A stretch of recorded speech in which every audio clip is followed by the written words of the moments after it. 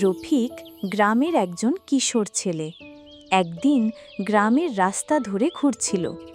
হঠাৎ সে রাস্তার ধারে একটা ধুলো মাথা পুরনো কাঠের বাক্স দেখতে পেল। রফিক কৌতূহল নিয়ে বাক্সটি খুলতেই অবাক হয়ে যায়।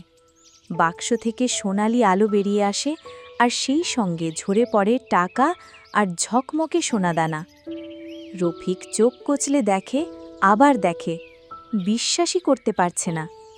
সে খুশিতে দৌড়ে যায় নাসরিন আপার কাছে, যিনি গ্রামের একজন শ্রদ্ধেয় মানুষ। আপা, দেখুন, আমি জাদুর বাক্স পেয়েছি। এটা থেকে টাকা আর সোনা দানা বের হচ্ছে। নাসরিন আপা মুচকি হেসে বললেন, বাহ, কিন্তু মনে রেখো রফিক, এমন কিছু পাওয়া আসল জাদু নয়।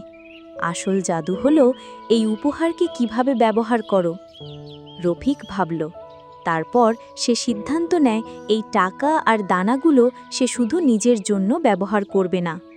সে গ্রামের দরিদ্র মানুষদের সাহায্য করতে শুরু করে। কেউ ওষুধ পায়, কেউ পায় নতুন পোশাক, কেউ বা নিজের ছোট ব্যবসা শুরু করার সুযোগ। এরপর সে গ্রামের স্কুলে গিয়ে নতুন বই, খাতা আর খেলাধুলোর সামগ্রী দিয়ে দেয়। সবাই অবাক। গ্রামের মানুষদের চোখে জল, মুখে হাসি। জাদুর বাক্স যেন প্রতিদিন আরও উদার হয়ে ওঠে। যত ভালো কাজ হয়, ততই বাক্স থেকে আরও উপহার বের হয়। যেন ভালোবাসা আর সাহায্যই ছিল বাক্সের চাবিকাঠি। শেষে রফিক নিজেই বলে, জাদু আসলে কোনো বাক্সে না। যদি মন ভালো থাকে আর যদি ভাগ করে নেওয়ার ইচ্ছে থাকে, তবেই সত্যিকারের জাদু সৃষ্টি হয়।